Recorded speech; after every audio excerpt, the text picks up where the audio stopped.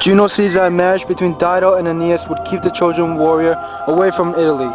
Juno seeks out Venus and tells her that they should find a way to get Dido and Aeneas alone together. This would end the feud between the Tyrians and the Trojans, and she and Venus would have to get along as well. Although Venus knows that Juno is simply trying to keep Aeneas away from Italy, she goes ahead with the plan. Dido decides to send down a storm while Dido and Aeneas are out hunting, and arranges for them to meet up in a cave. Meanwhile, Jupiter learns of Dido and Aeneas' affair and sends down Mercury to Carthage to remind Aeneas that his destiny lies somewhere else. Although Aeneas is shocked, he must obey, and he does not know how to tell Dido of his news.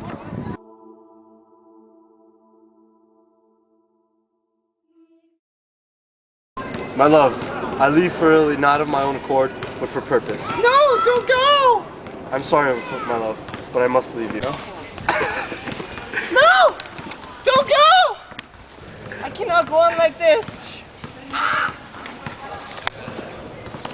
The Trojan fleet finally arrives at the shores of Italy. Aeneas makes his way to a temple and meets a priestess. She warns him of greater trials and a foe of great strength and caliber of the Greek warrior Achilles. She also tells him that in order to travel to the underworld, he must find a golden branch in a nearby forest. If the bough breaks off, then fate calls him to the underworld. If the bough does not break, he is not destined to travel there. Doves, lead me to thy golden branch.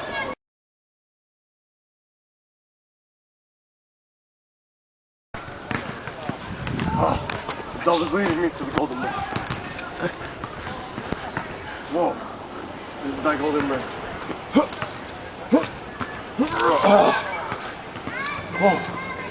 I've gotten the golden branch. I am chosen for the underworld. Thank you, Dove.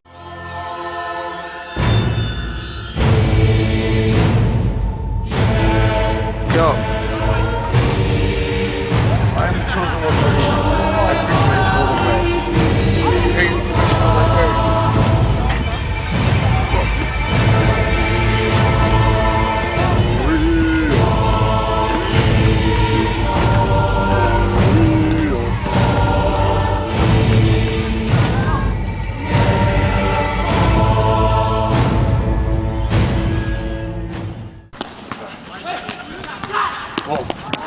Congratulations myself for making it this far.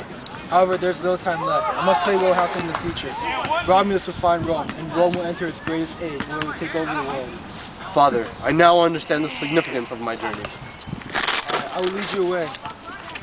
This way, please. Sailing up the coast of Italy, the Trojans finally reached the mouth of the Tiber River, near the kingdom of Latium.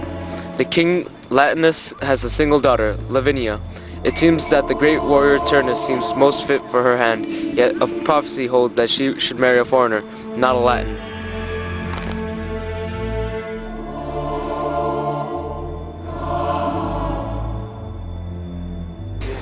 Juno, watching from far above, does not want this marriage to happen.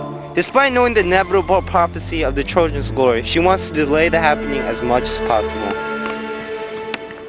Go electo and infect Queen Amata and Turnus. I'll not stand this marriage to happen. Yes, Your Majesty, Juno.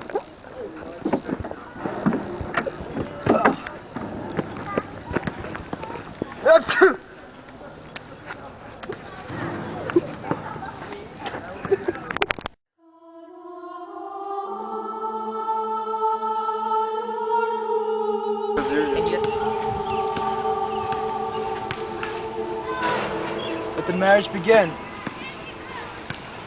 Stop this marriage!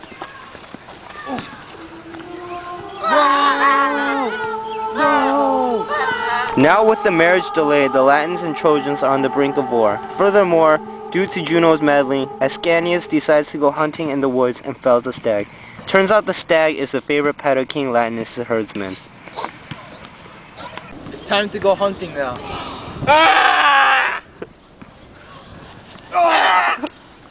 Come back!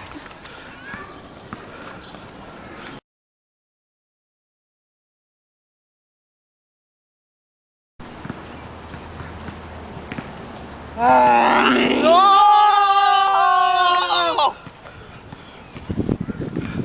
Oh, King Latinus, we must not show these cruel Trojans mercy. I will not accept this enemy taking our Lavinia's hand in marriage. I'm sorry, my friend. While Aeneas is resting, the river god Tiberinus tells him to form an alliance with the Arcadians. Aeneas gathers his troops and travels to Arcadia.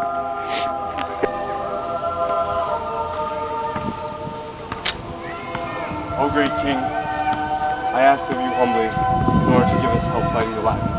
Yes, definitely. It is the proud. Venus freights over Aeneas and the upcoming war and speaks to her husband, Vulcan, the god of fire and forging. She persuades him to make Aeneas new weapons and armor that will give him an advantage. The next morning the battle will begin. Go, my son Pallas, and fight with Aeneas. Aeneas, bring my son back safely. I swear on the steel of my weapon that I will bring your son back to safety. At your will, father. Meanwhile, Venus goes to find Aeneas to deliver the newly forged weapons. Aeneas, take the shield and find victory, my son. Thank you, mother. What a beautiful shield.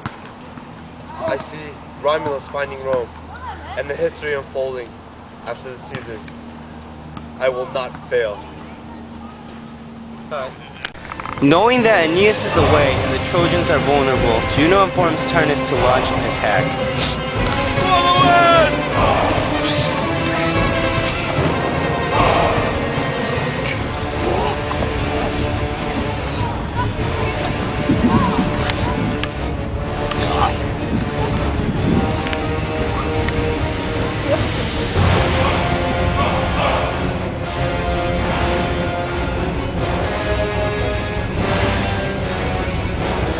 Aeneas, with the Arcadians, led by Pallas, finally arrived to turn the tides of battle in favor of the mighty Trojans.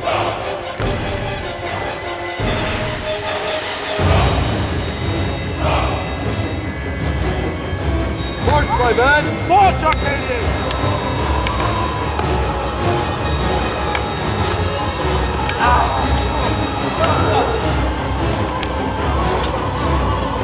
My shield!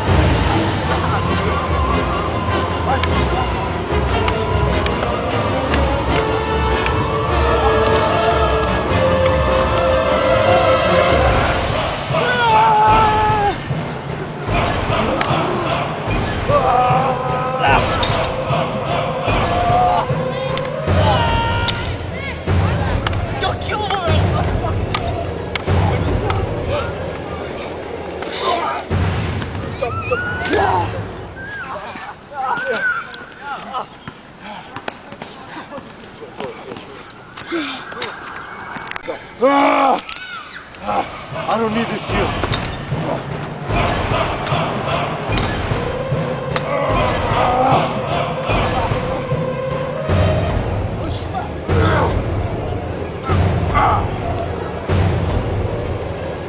Pallas! Pallas! Pallas! Pallas! He's dead! He's dead! Can I move now? He's dead!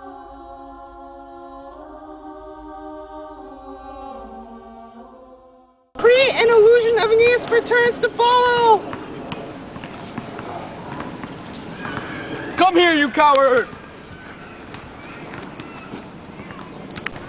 Where'd he go?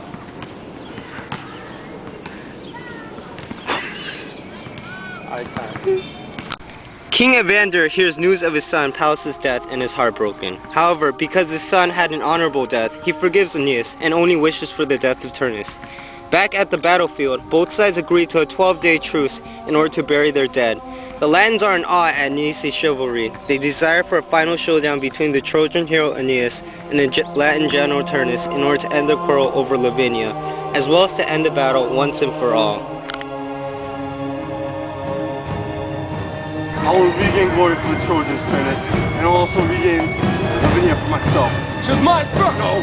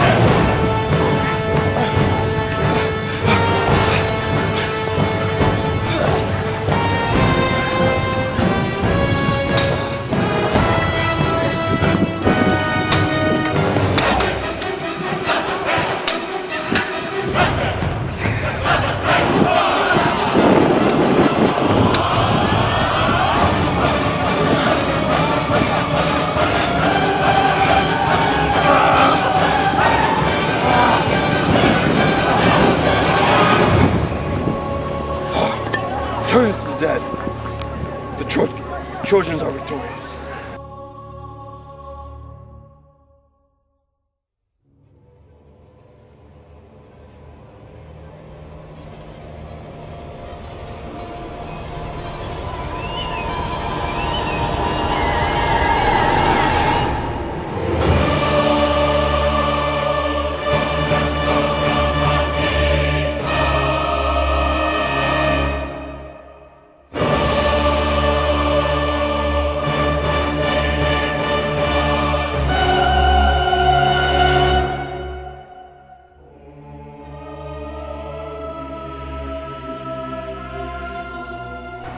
Soon after all that Trojan fighting, I found myself in Crete. My father, he was proved wrong by one of the Trojan gods. He came to me one night and told me my destiny was not in Crete. I decided to continue my journey. But when we were on the island of Strophides, we met a bunch of harpies. They cursed us. They told us that we would not be able to eat until we ate at our tables.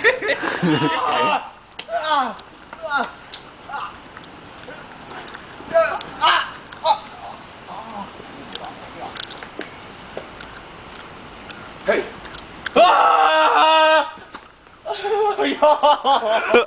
No, why'd you do this? Just stab me right away. Stab me right away. Ah!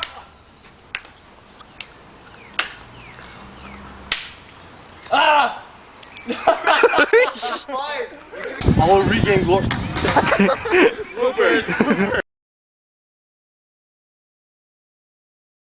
This is once and for all, Turnus. Lavinia is mine, and the Trojans shall be victorious. Choose mine first.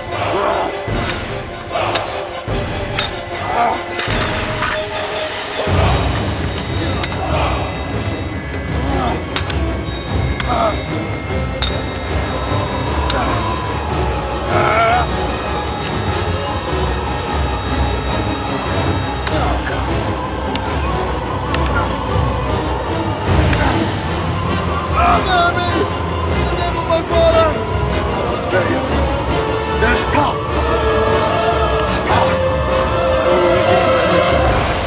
The palace.